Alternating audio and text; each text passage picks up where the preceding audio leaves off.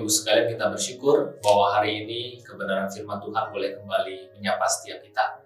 Bapak Ibu sekalian, sebelum kita membaca dan juga kembali merenungkan kebenaran firman Tuhan hari ini, mari kita memohon pertolongan Tuhan, kita masuk di dalam doa. Bapa di dalam surga, kami bersyukur untuk hari baru yang Tuhan sediakan bagi setiap kami. Sebelum kami beraktivitas Tuhan dan juga melakukan banyak kegiatan hari ini, kami ingin kembali untuk boleh mendengarkan kebenaran firman Tuhan, belajar dari kebenaran firman Tuhan yang menjadi dasar dan pedoman bagi seluruh kehidupan kami. Terima kasih Tuhan untuk waktu pagi hari ini. Kami menyerahkan, sebentar kami akan merenungkan kebenaran firman-Mu ke dalam tangan kasih kuasa-Mu. Hanya di dalam nama Tuhan Yesus kami berdoa, kami bersyukur. Amin. Bapak Ibu sekalian, kebenaran firman Tuhan pada hari ini diambil dari Roma pasal yang ke-15, ayat yang pertama sampai dengan ayat yang ketiga. Saya akan membacakan surat Roma pasal yang ke-15 ayat yang pertama sampai dengan ayat yang ketiga. Firman Tuhan berkata demikian. Orang yang lemah dan orang yang kuat. Kita yang kuat wajib menanggung kelemahan orang yang tidak kuat. Dan jangan kita mencari kesenangan kita sendiri. Setiap orang di antara kita harus mencari kesenangan sesama kita demi kebaikannya untuk membangunnya. Sebab Kristus juga tidak mencari kesenangannya sendiri, tetapi seperti tertulis, kata-kata cercaan mereka yang mencerca engkau telah mengenai aku. Amin. Sampai demikian juga kita membaca kebenaran firman Tuhan. Bapak Ibu sekalian, fakta yang terjadi di dalam dunia adalah biasanya orang yang kuat akan menindas orang yang lemah. Bahkan mungkin terkadang dengan menghalalkan dengan berbagai macam cara, yang kuat bisa menindas yang lemah. Tetapi kebenaran firman Tuhan hari ini menyampaikan hal yang sebaliknya. Kita yang kuat bukan menindas yang lemah, tetapi kita yang kuat harus membantu orang-orang yang lemah. Memang untuk mengerti kebenaran firman Tuhan pada hari ini kita bisa mengerti bahwa konteks ketika Paulus mengatakan orang yang kuat itu menunjuk kepada orang-orang percaya yang berlatar belakang non-Yahudi.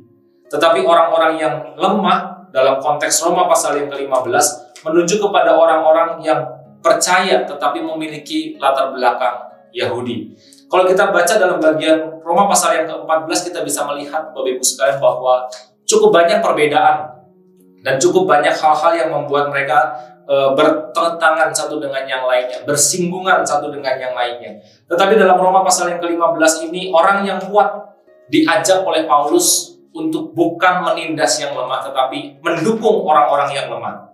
Nah, bagaimana Bapak Ibu sekalian kita bisa menanggung kelemahan orang percaya lainnya? Setidaknya dalam bagian firman Tuhan hari ini ada dua hal yang kita bisa renungkan. Yang pertama, Bapak Ibu sekalian, kita yang kuat wajib menanggung orang yang lemah dengan cara yang pertama, tidak mencari kesenangan sendiri. Ayat yang pertama tadi berkata demikian. Kita yang kuat wajib menanggung kelemahan orang yang tidak kuat dan jangan kita mencari kesenangan kita sendiri. Tentu kita di dalam relasi kita sehari-hari kita lebih suka jika kita berbicara, mengobrol atau bertemu dengan orang-orang yang sepadan atau orang yang justru lebih tinggi dibandingkan kita, lebih pandai dibandingkan kita. Tetapi kenyataannya di dalam komunitas orang percaya secara khusus gereja mungkin khususnya, kita bisa menemukan bahwa ada orang-orang yang memang mungkin secara spiritualitas tidak lebih kuat atau pemahamannya tidak lebih dalam dibandingkan dengan kita. Bagaimana Bapak Ibu sekalian di dalam kehidupan berkomunitas kita bisa sama-sama menjalani dan bertumbuh bersama. Bapak Ibu sekalian, Paulus dikatakan tadi, cara yang pertama adalah kita tidak mencari kesenangan kita sendiri. Nah, Bapak Ibu sekalian, ini berkaitan dengan ego kita, pemilihan teman kita mungkin. Kita lebih cenderung suka bersama-sama dengan orang yang sepadan atau yang jauh lebih tinggi dibandingkan kita. Tetapi kita juga harus memperhatikan bahwa ada orang-orang yang mungkin secara spiritualitas, kerohanian, pemahaman teologi mungkin berada di bawah kita. Karena dikatakan dalam ayat yang kedua, setiap orang di antara kita harus mencari kesenangan sesama kita demi kebaikannya untuk membangunnya. Dan dikatakan dalam ayat yang ketiga, sebab Kristus juga tidak mencari kesenangannya sendiri. Jadi ketika kita di dalam kehidupan komunitas orang percaya, kita tidak mencari kesenangan kita sendiri dengan satu tujuan, untuk membangun orang tersebut, untuk membuat orang tersebut bisa bertumbuh dengan meneladani Kristus yang juga tidak mencari kesenangannya sendiri. Kalau Kristus mencari kesenangannya sendiri, Bapak Ibu sekalian, saya yakin dan percaya mungkin tidak akan ada cerita salib di dalam kehidupan sejarah kekristenan. Tetapi salib membuktikan bahwa Kristus tidak mencari kesenangannya sendiri, tetapi Dia merelakan kesenangannya sendiri dengan turun dari surga dan mati di atas kayu salib. Yang kedua, Bapak Ibu sekalian, Paulus juga menyarankan bagaimana kita orang yang kuat bisa menanggung orang yang lemah. Dikatakan dalam ayat yang ke-7, sebab itu terimalah satu sama lain, sama seperti Kristus juga telah menerima kamu untuk kemuliaan Allah. Kalau tadi dikatakan bahwa Kristus juga tidak mencari kesenangannya sendiri, dalam bagian yang kedua dikatakan bahwa kita juga harus menerima satu dengan yang lainnya, sama seperti Kristus menerima kita untuk kemuliaan Allah. Bapak Ibu sekalian, sekali lagi ini berkaitan dengan keinginan kita pribadi, ego kita masing-masing.